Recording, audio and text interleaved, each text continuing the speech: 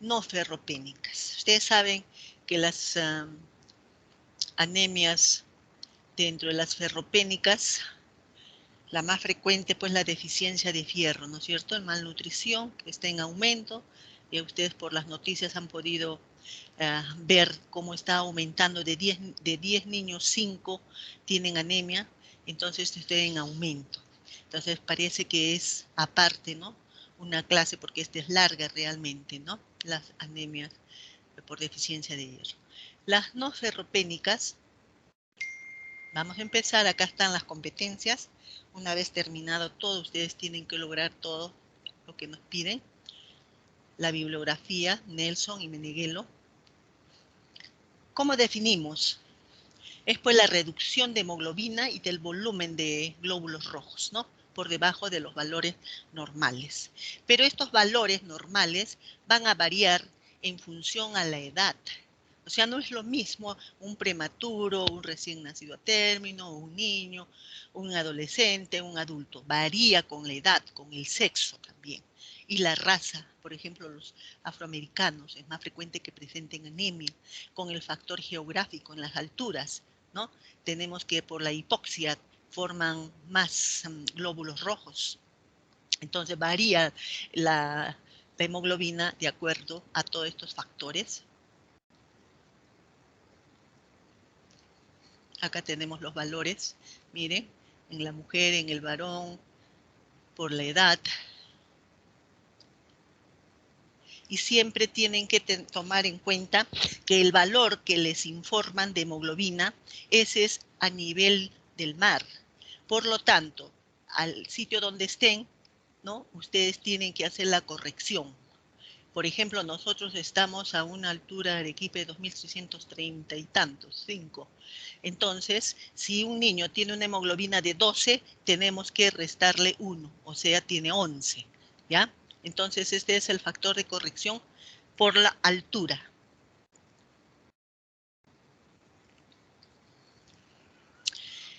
Podemos estimar también la anemia, a veces uno no puede tener ¿no? el cuadro que les he mostrado, pero ya ustedes tienen que saber que el valor normal mínimo en el niño de 6 meses a 5 años es de 11. Entonces podemos utilizar esta fórmula, miren, encontré esta fórmula en la cual 11 más 0.1 por la edad en años. Por ejemplo, un niño de 3 años, 0.1 por 3 es 0.3. Entonces, 0.3 más 11, tenemos una hemoglobina, ¿no? Hemoglobina de 11.3.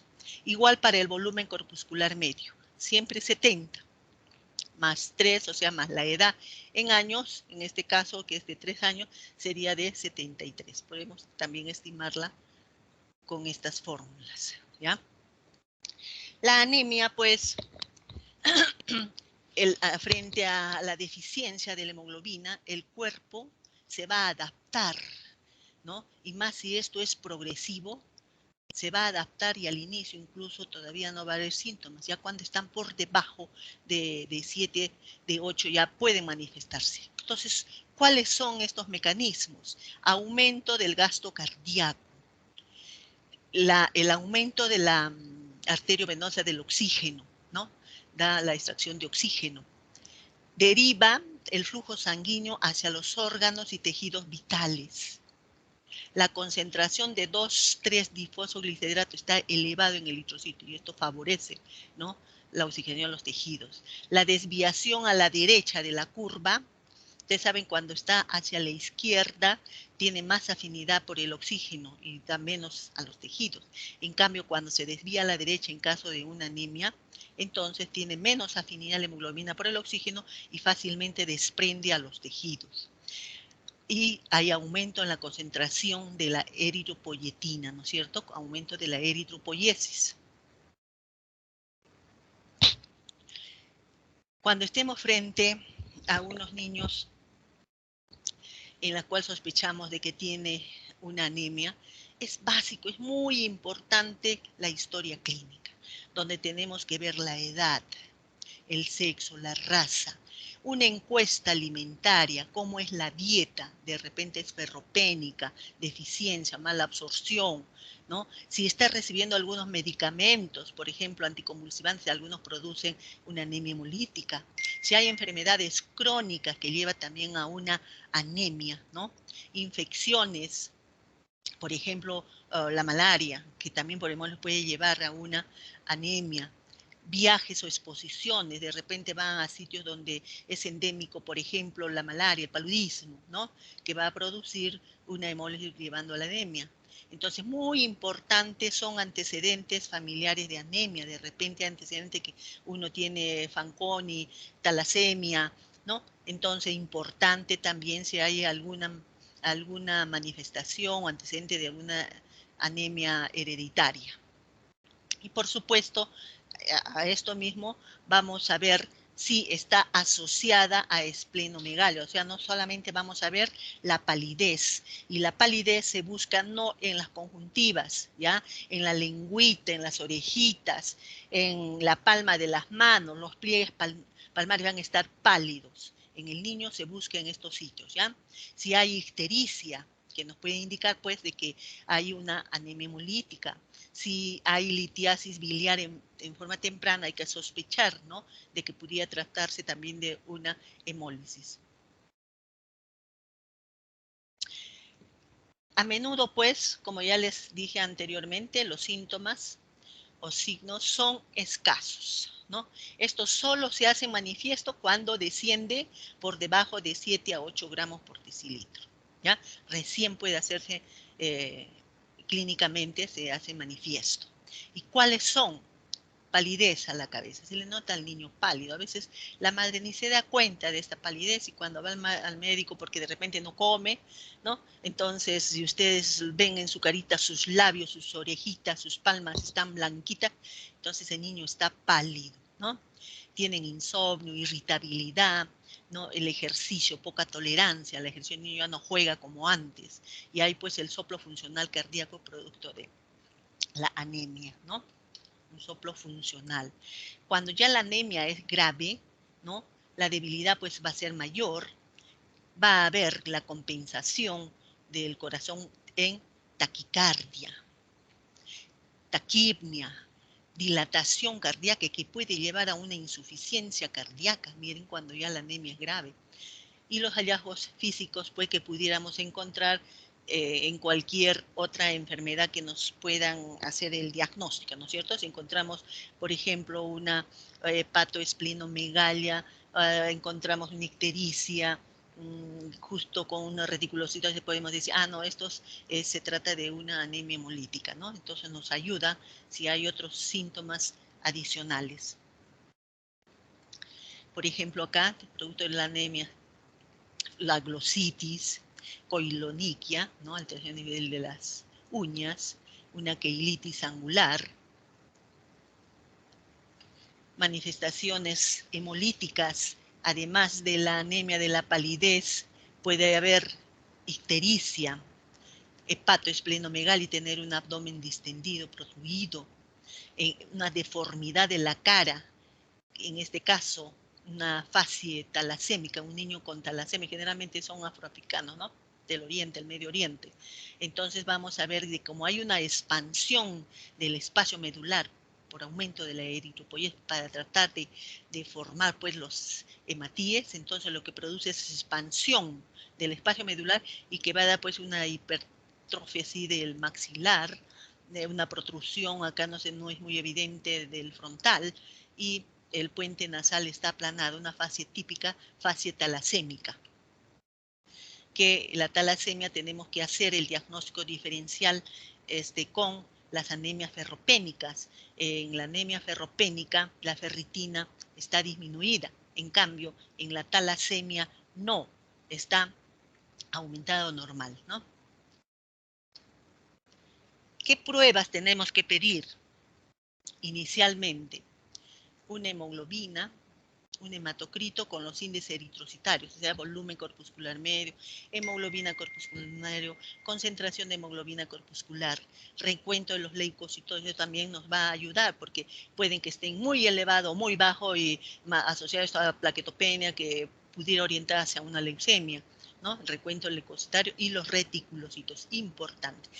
Todo esto, si ven, todo esto nos informa, si ustedes piden un hemograma completo, ahí les va a salir la hemoglobina, hematocrito, los índices de eritrocytos, el recuento leucocitario con su fórmula, las plaquetas y los reticulocitos, solamente pidiendo un hemograma completo, ¿ya? Y también importante hacer pues el estudio de extensión en sangre periférica. Las pruebas complementarias adicionales pues ya van a depender de la historia clínica que hagamos, de la exploración física o de encontrar algún dato acá que nos pueda pues dar indicios de que pudiera tratarse de alguna patología específica. Entonces, nivel 1, todo lo que les he dicho, puede ser también si ustedes quieren valorar glucosa, urea, creatinina, ¿no? El nivel 2 ya hacemos fierro sérico, ferritina, transferrina, saturación de transferrina, ¿no? CUM directo, indirecto, bilirrubinas y electroforesis de hemoglobina. Ya en un nivel 3 ya es un aspirado, una biopsia de la médula ósea. Los criterios, a ver, de diagnóstico, vamos a ver pues si hay una hemoglobina de menor de 7 gramos por decilitro. Ahora, si hay una anemia con una hemoglobina que cae bruscamente, tenemos que pensar que pudiera ser por una hemólisis, ¿no? O que se haya pérdida de sangre, por ejemplo, un traumatismo en la que la pérdida de sangre no es tan evidente, del hígado o del vaso, una contusión, ¿no? Hay una pérdida sanguínea que puede llevar al shock al paciente, ¿no? Y a la muerte, si no se hace el diagnóstico aparte. Hay pues un componente hemodinámico alterado. A veces se acompaña de otras series, de alteración de otras series hematológicas, como puede haber neutropenia, trombocitopenia, por ejemplo, en la deficiencia, en las anemias megaloblásticas, en deficiencia de folato, vitamina B12, cuando es así prolongada y crónica, puede además haber neutropenia y trombocitopenia y presentar sangrado, o sea, simular como que fuera una leucemia cuando no es, ¿no? Ya. Entonces, si los síntomas acompañantes así lo requieren, que puede ser síndrome febril, que va a precisar pues el estudio para por qué es, y la presencia de hepatoesplenomegalia para hacer un estudio un poco más completo. Las causas de las anemias, ¿no? En los países de bajos ingresos, de medio y de bajo ingreso, los más frecuentes, los menciona los trastornos genéticos, ¿no? Las talasemias, dentro de los genéticos, las talasemias van a la cabeza, ¿no? La drepanocitosis y algunas variantes de la hemoglobina que hemos dicho. La nutrición, déficit de fierro, que en países subdesarrollados es altamente, ¿no? Prevalente. La deficiencia de ácido fólico, vitamina B12, vitamina A, y en los una malnutrición proteico-energético. Dentro de las infecciosas, los helmintos, ¿no? Por ejemplo, tenemos las uncinarias que producen sangrado crónico y permanente, que va a llamar la anemia, el paludismo por la hemólisis, ¿no? Igual la esquistosomiasis, la tuberculosis, el SIDA, enfermedades crónicas que llevan a la anemia, cuando hay una mala absorción o algún trastorno del intestino delgado que evita pues la absorción de los nutrientes que son necesarios para la formación de hemoglobina.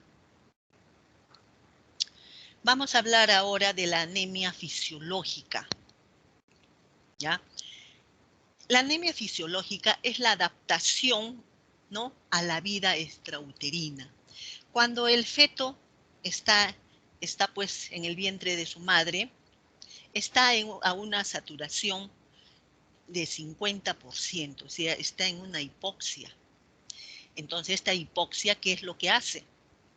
Hace que aumente la eritropoiesis y forme más glóbulos rojos para que haya, ¿no? ¿Cómo le digo? Más sustrato para que lleve el oxígeno que necesita el feto. Entonces, esta hipoxia hace que aumente la eritropoiesis. Por otra parte, el mayor pasaje de fierro de la madre al feto es a los 7 meses, a partir de los 7 meses. Por lo tanto, se dice que si un niño, un recién nacido, tiene un peso adecuado y tiene una edad gestacional completa, ese niño tiene buenas reservas. Ese niño no va a hacer una anemia ferropénica precozmente, ¿ya? Por las reservas que tiene. Pero ya cuando nace el niño, se expande sus pulmones, aumenta esa saturación del 50% al 95%, ¿no? Entonces ya no necesita formar más glóbulos rojos, se disminuye, se inhibe la eritropoiesis. La vida media de los eritrocitos también se acorta, ¿no? ¿Y dónde va todo ese fierro? Va a las reservas de ese niño, a las reservas. Por eso se dice, pues, que niños que a término y peso adecuado tienen buenos niveles de hemoglobina, buenas reservas para seguir formando, ¿no?, hemoglobina, ¿ya? Entonces ya les he mencionado acá. La primera semana, la anemia fisiológica, ya en la primera semana se produce una caída progresiva de la hemoglobina que persiste 6-8 semanas, ¿ya? Y esto va bajando progresivamente hasta que la hemoglobina, más o menos en la anemia fisiológica, en 11, es poco frecuente que sea menos de 10, ¿no? Y esto se alcanza a las 8 a 12 semanas de edad. Ya cuando llega ¿no?, a esta hemoglobina, entonces el niño, ustedes saben que en los primeros meses la mayor velocidad de crecimiento del niño es mayor, ¿no? Entonces va a necesitar pues más también que crezca la serie roja de los eritrocitos. Por lo tanto, nuevamente aumenta la eritropoyetina y se reanuda la eritropoiesis hasta las 20 semanas, ¿no? Esto fue lo que se conoce la fisiopatología de la anemia fisiológica, en la cual pues es, como ya les he dicho, una adaptación fisiológica a la vida extrauterina.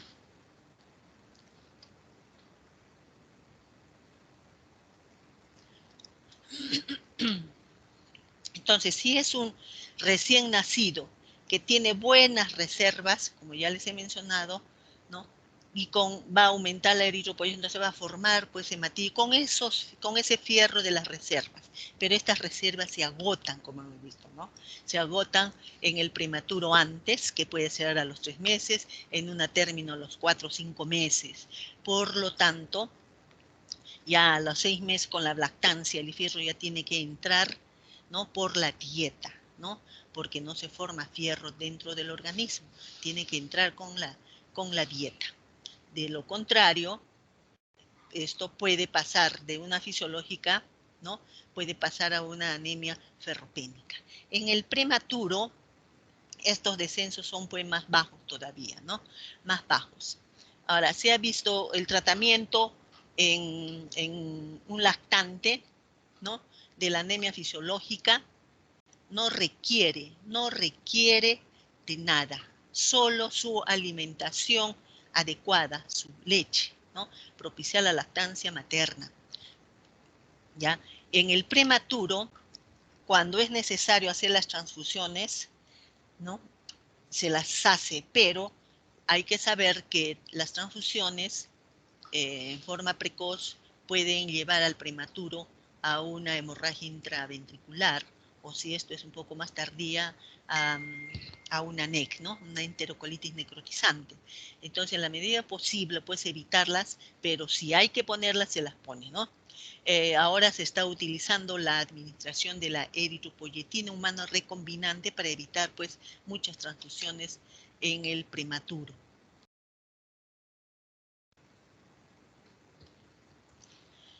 Vamos a clasificar a las anemias, ¿ya?, de 4 formas, según el criterio morfológico y sus índices, es decir, si es microcítica, hipocrómica, macrocítica, normocrómica, normocítica, normocrómica, de acuerdo a los niveles de hemoglobina, leve, moderada, grave, a la forma y el tiempo de instalación, agudas o crónicas, y según la fisiopatología, si son regenerativas o regenerativas. Esto se refiere a la actividad, a la acción que hace la médula ósea, ¿no? Regenerativas, ¿qué quiere decir? Que está, normalmente, si es una anemia, tiene que formar pues, nuevos glóbulos rojos, ¿no? Entonces, esta es regenerativa. Pero, si sobrepasa, por ejemplo, en una hemólisis, ¿no? Es una hemólisis tan severa que sobrepasa la capacidad de función de la médula, entonces no va a funcionar, o si tiene una hipoplasia, esas son las arregenerativas. Entonces vamos a ver las primeras que les he dicho, normocítica, normocrómica, cuando el volumen corpuscular es normal, la hemoglobina corpuscular normal, la concentración de hemoglobina corpuscular normal, ¿ya? Normocítica, todo normal. Y vamos a ver más adelante, acá también ya está adelantado en qué situaciones se presenta. Microcítica hipocrómica, cuando el volumen es menos de 80, ¿ya? Acuérdense, lo normal pues es de 80 hasta 100, ¿no? Menos de 80, microcítica. La hemoglobina corpuscular es 28, lo mínimo, menos de eso también, y la concentración de hemoglobina corpuscular es 32. Entonces estos valores, acuérdense, y la macrocítica está por encima pues de esto con la hemoglobina y el resto es normal. Entonces, nosotros para hacer el diagnóstico, de acuerdo a estas características, ¿no? Del tamaño de los glóbulos rojos, microcítica, normo o macrocítica, ¿no? Pero en función a la capacidad que tiene la médula de responder, ¿no? A este tipo de anemia. Y ustedes saben, el encontrar reticulocitos elevados quiere decir que está funcionando bien la médula. Los reticulocitos no son sino los eritrocitos pues inmaduros, ¿no? Entonces, ¿qué quiere decir? Que está formando, está funcionando muy bien la médula. Duplica, triplica su función para formar los hematíes. Entonces, de acuerdo a esta capacidad fisiológica de la médula, vamos a tener con un recuento reticulocitario bajo o inadecuado. ¿En quiénes se presenta? En el déficit de fierro, ¿no? En el déficit de fierro vamos a tener de que los reticulocitos pues están disminuidos, ¿no? O sea, la función medular no es adecuada. ¿Por qué? Porque no hay el sustrato para formar los hematíes. Pero ya cuando le damos el fierro, eso también, los reticulocitos aumentan. Eso aumentan a los 4 o 5 días de darle el fierro, los reticulocitos aumentan, señal de que está yendo bien, ¿no? El rasgo talasémico. El rasgo talasémico, diferente de los síndromes talasémicos, cuando uno de los progenitores lo tiene, es decir, es portador, pero es asintomático o síntomas muy leves, también se acompañan de reticulocitos bajos. Las enfermedades crónicas o inflamatorias generalmente son macrocíticas, pero en algunas que sean muy prolongadas y en las que puede asociarse con deficiencia de fierro, puede haber también reticulocitos bajos. En la anemia sideroblástica o a células falciformes, que es lo mismo, cuando hay deficiencia de cobre, ¿no? Y en la anemia ferropénica que hemos visto. Y cuando es microcítica, pero con los reticulocitos elevados en los síndromes talasémicos, ¿no? O trastornos de otro tipo de hemoglobinopatías, ¿no? Con hemoglobina C y E. Piropoiquilocitosis. Los normocíticas, con recuento reticulocitario bajo e inadecuado. Enfermedades crónicas que ya hemos dicho, que es generalmente normocítica, ¿ya? Pero bajo o inadecuado porque los sustratos pues son insuficientes.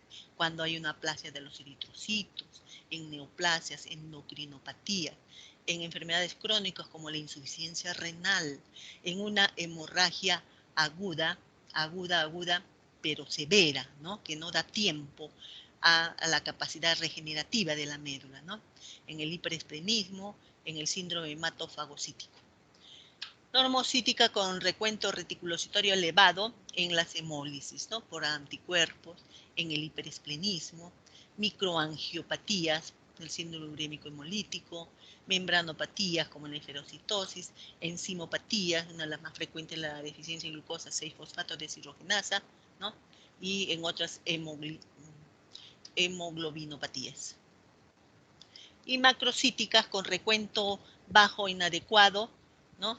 Cuando los sustratos pues están disminuidos de folatos, vitamina B12, cuando hay una anemia plástica, ya sea adquirida o congénita, inducida por algunos fármacos, en el síndrome de Down, en el hipotiroidismo. Y elevado, miren, macrocítica con recuento en algunas anemias conocidas como deshirotropoyéticas, que son raras, ¿no? En las que aumenta pues la ferritina en los tejidos. Y una hemólisis activa con reticulocitos muy elevados. Este es el diagnóstico diferencial de las anemias microcíticas. Mire, la anemia microcítica, o sea, de pequeño tamaño, tenemos a la deficiencia de fierro por infecciones, algunas infecciones porque hemos dicho que las más frecuentes es normocítica, talasemia, sideroblástico o a células falciformes y el saturnismo. Es evidente pues que en la ferropénica, ¿no? Tanto el fierro como la ferritina está disminuida, ¿no? Y en las infecciones, la ferritina está aumentada a nivel de los órganos, los tejidos, pero el fierro sérico está disminuido. En la talasemia, el fierro sérico, como la ferritina, puede estar normal o aumentada, ¿ya? En cambio, en las células falciformes o sideroblásticas, ¿no? Están aumentadas. Casi es parecida a la talasemia, solo que la talasemia aumentada, solo la talasemia también puede estar normal. Y en el saturnismo vamos a encontrar que la ferritina y el fierro cero está normal. Lo que está aumentado es la protoporfirina libre eritrocitaria. La anemia megaloblástica, y hemos visto por deficiencia de vitamina B12 o folato, ¿no? O ácido fólico. Y en ambas puede ser pues, por una alimentación inadecuada, puede ser por una mala absorción, ¿no? En ambas. Por ejemplo, que haya una cirugía, en la cirugía bariátrica, entonces ahí hay deficiencia de vitamina B12 y ácido fólico, ¿no? Porque esas se absorben más arriba y como hay un bypass, entonces hay una disminución. Cuando hay diarreas crónicas también, entonces vamos a tener una disminución. Cuando hay una mala absorción incluso del factor intrínseco unido a la vitamina B12, entonces todas estas situaciones van a llevar pues a una anemia megaloblástica. Y las manifestaciones son parecidas, ¿no? Donde va a haber pues una gastritis atrófica, el niño va a estar irritable, va a tener diarreas y más en la deficiencia de vitamina B12, las alteraciones neurológicas y las polineuropatías pues son más frecuentes que en las de folato, ¿no? En el laboratorio vamos a ver pues que el volumen corpuscular está aumentado, o sea, es macrocítica. Si dosamos fierro sérico, va a estar disminuido, igual el folato sérico. Más importante es ver el folato a nivel eritrocitario que va a estar disminuido, ¿no? El ácido metilmalónico disminuye en orina cuando hay deficiencia de vitamina B12, ¿no? Va a haber una hemocisteína elevada, prueba de Schilling también cuando hay deficiencia de la vitamina B12 va a ser positiva y anticuerpos contra las células parietales, ¿no? Cuando sea necesario. El tratamiento, pues, es dar, pues, la vitamina B12 y el ácido fólico, ¿no es cierto?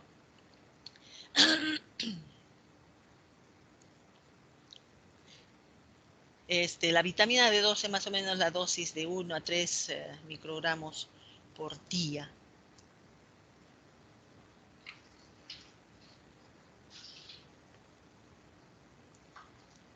Seguimos clasificándolas, pero esto es en función entonces de la fisiología, de la función de la médula espinal y puede ser regenerativas, o sea, las que hay una buena respuesta que se presenta frente a las hemólisis o a una hemorragia o a un secuestro. Y a regenerativas cuando la eritropoyesis pues es ineficaz, ¿no? Porque hay una hipofunción de la médula, porque hay falla en la producción, por ejemplo, en déficit de fierro, o que haya una aplasia medular, un infiltrado medular, como las leucemias, por ejemplo. Ya saben ustedes que los valores normales de reticulocitos es de 0,5 hasta 1,5.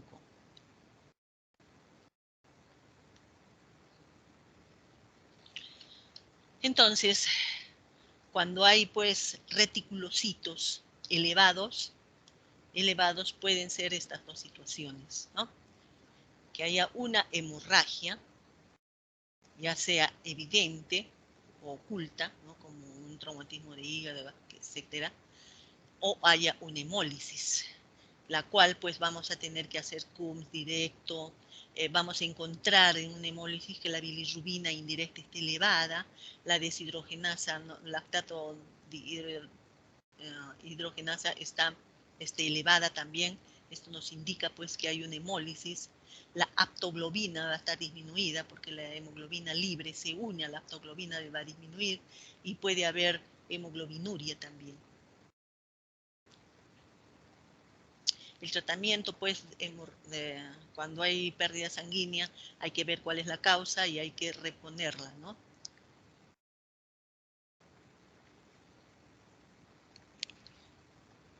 ¿Cuándo transfundir, no? Es un primer principio, hay que ver la causa de la deficiencia, una orientación de la etiología.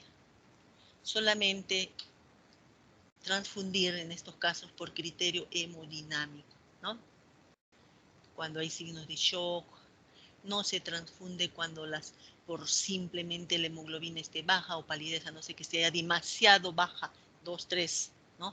Pero generalmente más por criterio hemodinámico. Y la transfusión, segundo principio, es la cantidad, ¿no? Preferible dar a veces concentrado globular de 5 a 10 mililitros kilodosis. Esta cantidad eleva la hemoglobina de 1 a 1.5 gramos por decilitro y eleva el hematocrito en un 3%. En la anemia hemolítica, pues, la supervivencia de los eritrocitos está disminuida. Por lo tanto, la eritropoyetina va a estar aumentada, ¿no? Va a haber una eritropoyesis aumentada, va a estimular a la médula ósea para la producción de glóbulos rojos y esto se traduce en elevación de los reticulocitos. Esta es la clave para decir que estamos en una anemia hemolítica. En los niños, la hiperplasia eritroide puede provocar el aumento del espacio medular, como cuando esto es crónico, ¿no? Como hemos visto ahorita esa fase talasémica. Ahora, la vida media de los eritrocitos hay que medir, es importante también medirlo, ¿no? Ya sea con radioisótopos o con biotina.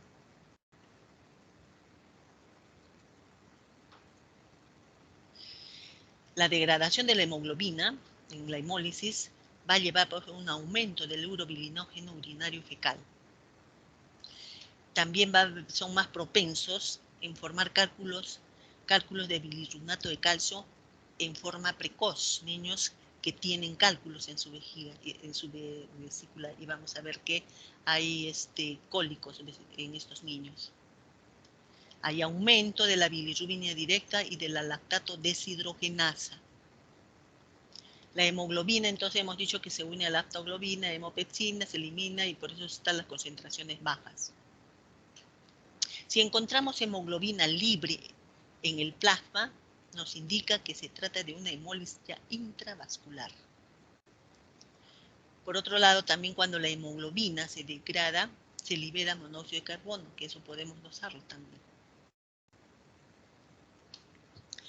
Las anemias hemolíticas pues se dividen en cuando afecta pues al mismo hematíe, ¿no? Que puede ser defecto en la membrana, deficiencia enzimática o alteración en la hemoglobina. O puede ser extracorpuscular, de causa inmune.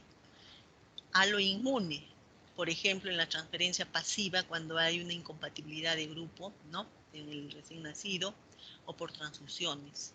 O autoinmunes, que puede ser idiopática, por producto de infecciones, neoplasias, colagenosis. O extracorpuscular no inmune, también idiopático, sin una causa evidente, también puede ser por infecciones, neoplasias, microangiopáticas.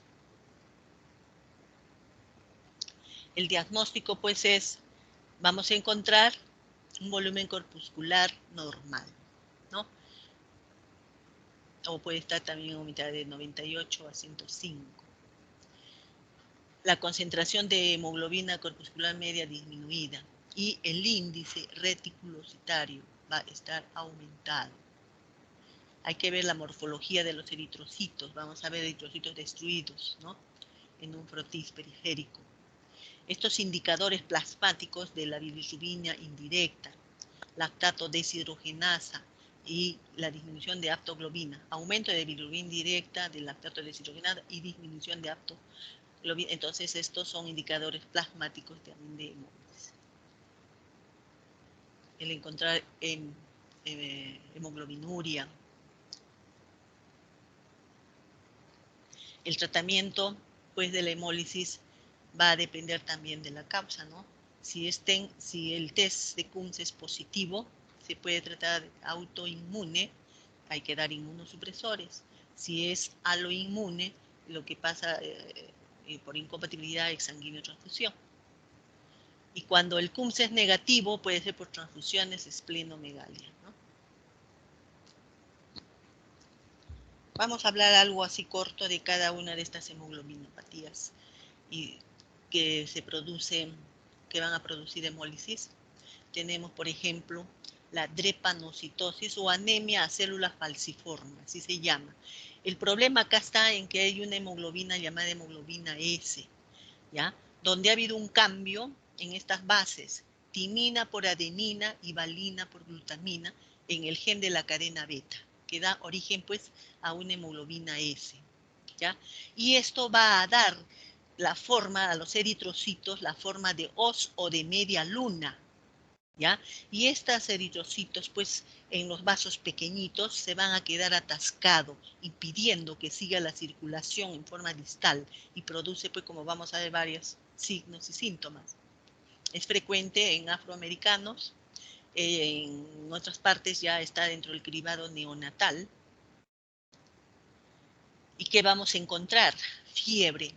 Encontrar fiebre es una emergencia médica porque puede llevar rápidamente a la muerte de estos pacientes. Entonces tenemos que dar antibiótico cuanto antes, cuando tenga el diagnóstico de drepanocitosis. Le damos los antibióticos y explora y vemos después dónde está el proceso infeccioso o qué microbio es, ¿no? Tomamos hemocultivo, hemograma, general, todo, pero es una emergencia médica. Tenemos que empezar el tratamiento, ¿ya? Puede haber crisis aplásica. ¿Qué quiere decir? Que la médula pues no funciona. Entonces la hemoglobina se baja más todavía, no responde la médula. Puede haber un secuestro esplénico. El secuestro esplénico, que no solo pues los hematíes, sino el volumen. Y acá aparte de la anemia severa puede haber una hipotensión, ¿no? Un shock. Y todo esto, tanto la crisis aplástica como el secuestro esplénico, puede estar desencadenado por infecciones, generalmente de etiología viral. Por ejemplo, y dentro de las virales, por el parvovirus B19, que se produce en el eritema infeccioso, ¿se acuerdan, no? O puede ser por cualquier otro virus o bacterias. El dolor drepanocítico, estas células en forma de media luna de hoz, ya les he dicho que se atascan en los vasos pequeñitos, impide que la circulación distal, produce una isquemia y un dolor. Generalmente este es a nivel del tórax, abdomen o de las extremidades. Una necrosis avascular a nivel de la cadera, a nivel de la cabeza, del fémur y del húmero también. Priapismo también, por la deficiencia en la circulación, ¿no? A nivel de los cuerpos cavernosos, que si esto es seguido puede llevar pues a una impotencia. También puede haber complicaciones producto de esta isquemia por la obstrucción de estas hemoglobina a nivel pulmonar, a nivel corazón, renal, a nivel sistema nervioso central, a nivel de la retina, puede producirse úlceras en las piernas, ¿no? Unas úlceras crónicas que no mejoran. ¿Y cuál es el tratamiento? El tratamiento, pues, son las transfusiones sanguíneas. Hay algunos que requieren en forma recurrente, entonces en estas tenemos que dar quelantes, no se olvide, porque si no podemos ocasionar el acúmulo de fierro en diversos órganos y acentuar los problemas. La hidroxiuria es un antimetabolito del DNA, ayuda también para el dolor y al formar una hemoglobina fetal que ayuda también. Y claro que esto ya sería casi la curación, trasplante de células madre hematopoyéticas.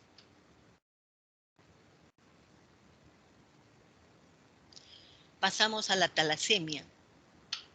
La anterior, esta es la talasemia. Hay un desequilibrio entre la producción de la cadena beta y alfa. Es decir, no hay casi producción de cadenas beta, predominan las alfa. Y la talasemia alfa, el problema está en las alfa, no hay alfa, pero hay beta. Entonces todo esto ocasiona pues el cuadro característico que vamos a describir, ¿no? La más frecuente pues la talasemia beta homocigota, llamada también talasemia mayor o anemia de Cooley. ¿Qué encontramos acá? Una anemia hemolítica, ¿no es cierto? Hay expansión del espacio medular, han visto la carita, hay la fase talasémica, hiperplasia maxilar, el puente nasal ancho y protrusión frontal, ¿no? Característico de la talasemia. Esta expansión del espacio medular también puede producir fracturas óseas patológicas en miembros, ¿no? Los miembros inferiores. Presencia de hepatoesplenomegalia, hemosiderosis por transfusiones repetidas, ya complicación cuando se hace transfusiones y no se usa quelantes. En el laboratorio también se hace un cribado neonatal en la talasemia.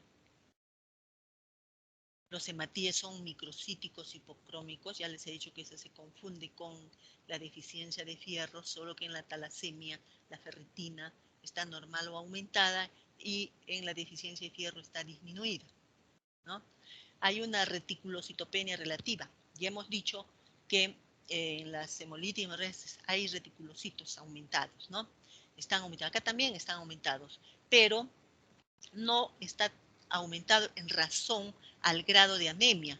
O sea, están aumentados menos del 8%, menos del 8% puede ser. O sea, no hay una respuesta adecuada en relación al grado de la anemia.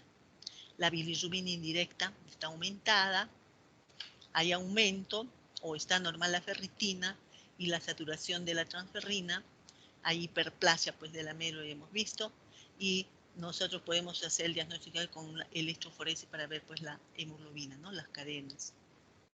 El tratamiento también son transfusiones, utilizar también quelatos, ¿no? La hidroxiuria, igual que en la de célula falciforme, trasplante de células madres. En algunos, por ejemplo, tenemos que hacer una esplenectomía, ¿no? En casos que hayan secuestros muy seguidos que pretenden contra la vida pues, del paciente, tenemos que hacer una esplenectomía.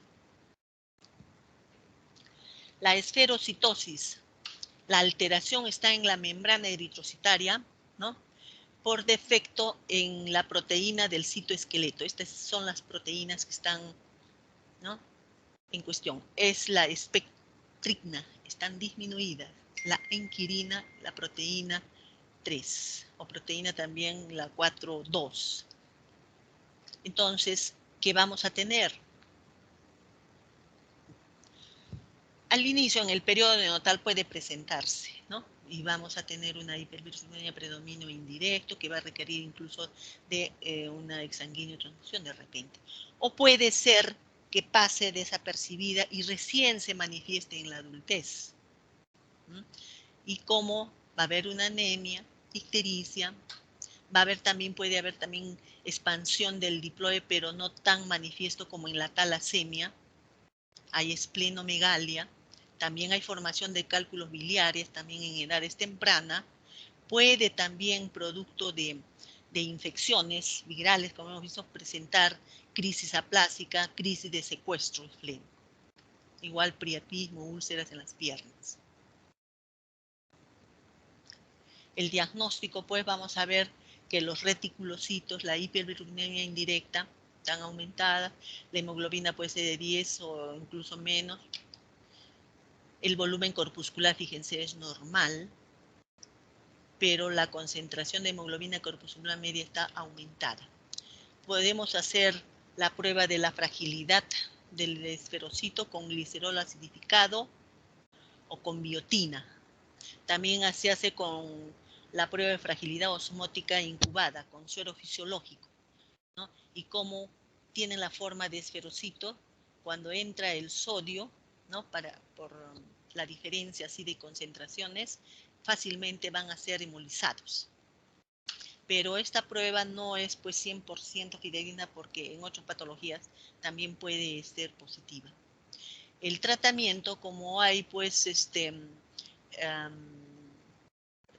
hay la hemólisis frecuente, entonces va a requerir pues para formar nuevos glóbulos rojos de ácido fólico en casos de que haya secuestro, de que haya crisis aplásica, podemos, si frecuente y recurrente, la esplenectomía.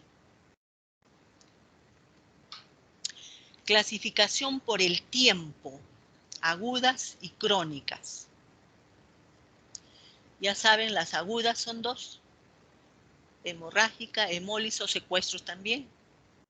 Y las crónicas se instalan pues en forma lenta y progresiva. Generalmente son por deficiencias, son carenciales o secundarias a enfermedades sistémicas. Según el nivel de la hemoglobina, la otra clasificación, según el nivel de la hemoglobina, entonces hemos dicho que la hemoglobina límite normal es de 11, ¿no? De 6 meses a 5 años, 11. Entonces, acuérdense este número, 8, 10. Entonces, por debajo de 8 es grave, ¿no es cierto? Hemoglobina menos de 8, severa. De 8 a 10, moderada. Y de 10 a 11, leve. Ya entonces es de acuerdo a la intensidad, a la hemoglobina. Y por último, acá, por ejemplo, tenemos un caso clínico. Un paciente de 2 años de edad que consulta por presentar astenia, falta de apetito, la madre lo nota pálido. Al examen físico, una ligera ictericia en conjuntiva vulvar, palidez de piel y conjuntivas no visceromegalias. En laboratorio tiene una hemoglobina de 7, un hematocrito 24, las plaquetas 250.000, está normal. Los reticulocitos, miren, están un poco aumentados, no mucho como esperamos. Y el volumen corpuscular medio bajo, o sea, microcítica, hipocrómica, los leucocitos normal, la ferritina normal, el fierro sérico normal. Si acá estamos frente a una microcítica hipocrómica y vemos de que el fierro sérico y el ferritina está normal, descartamos que sea una anemia ferropénica. Descartamos que sea una anemia por deficiencia de vitamina D, que se dan macrocíticas, ¿no? La anemia por hemorragia aguda son más normocíticas. Y entonces nos quedamos que se trata de una anemia por talasemia. Entonces acá tendremos que ya ampliar una electroforesis para confirmarlo, ¿no? Y eso es todo. Si hubiera preguntas. Doctora, por ejemplo, en pediatría, ¿cuáles son los medicamentos que nosotros podríamos pensar que nos causen una hemólisis? O los que causan Hay hemólisis. algunos medicamentos anticonvulsivantes, fenobarbital, la fenitoína, ¿no? Que pueden, y algunos otros. Entonces, pero no siempre. Ustedes saben que usamos el fenobarbital y usamos también la fenitoína. Y no siempre ocurre, pero en algunos son más susceptibles, especialmente aquellos que tienen la deficiencia enzimática de la glucosa 6-fosfato deshidrogenasa. Pero tienen que tener en mente, por eso en la historia clínica, ¿qué medicamento señor está tomando? ¿Cuánto tiempo? ¿Desde cuándo? ¿Por qué? Todo eso, ¿no?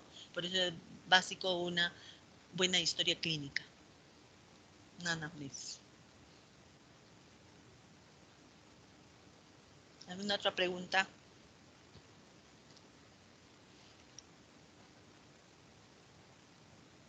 Entonces, cuando ustedes ven la hemoglobina, ¿no? Está baja, hay una anemia. Entonces me voy a ver la parte morfológica y eso lo veo con el volumen corpuscular medio. Si está grande, si está pequeño, si está normal. Y con eso lo relaciono con los reticulocitos. Porque normalmente frente a una anemia, la médula ósea debe responder formando los eritrocitos que son pues los eritrocitos inmaduros. Tiene que responder, eso nos está diciendo que está respondiendo bien la médula ósea, ¿no? Entonces, si está aumentado o está disminuido en cada situación, sea macrocítica, microcítica, ya vamos a ver qué patologías, como hemos revisado al inicio, ¿no? De acuerdo a eso, no solamente, tiene anemia y ya está, es macrocítica, y de ahí tengo que ver los reticulocitos, ¿no? Si sospecho que hay una hemólisis, tengo que ver ahí que los reticulocitos pues estén elevados. En la talasemia, en algunas también está elevado, pero ahí dice relativamente no está tan elevado porque en relación a la anemia, ¿no? No hay la respuesta adecuada, por eso que la eritropoiesis es algo ineficaz, ¿no? Los reticulocitos están aumentados, pero no en la medida que debería de ser de acuerdo a la anemia. Pero toda hemólisis, toda hemorragia, básico, los eritrocitos nos indican que está elevado, es por una de estas causas, o cuando hay secuestro también medular.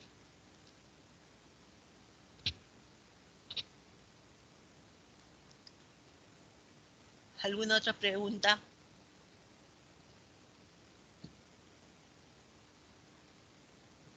¿Han hecho ya la anemia ferropénica?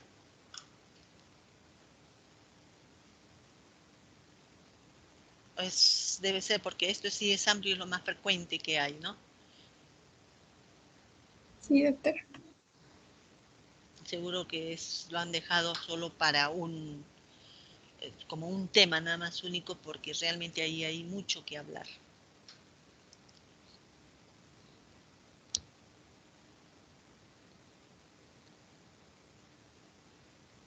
Ya, ¿no hay más preguntas? Entonces, damos por terminada la clase teórica. El examen es el 2, ¿no? 2 de septiembre. Sí, doctora, es el día 4. Sí, doctora. El 2, ¿no? Ya. El 4, doctora. El 4. Ya todavía tiempo entonces.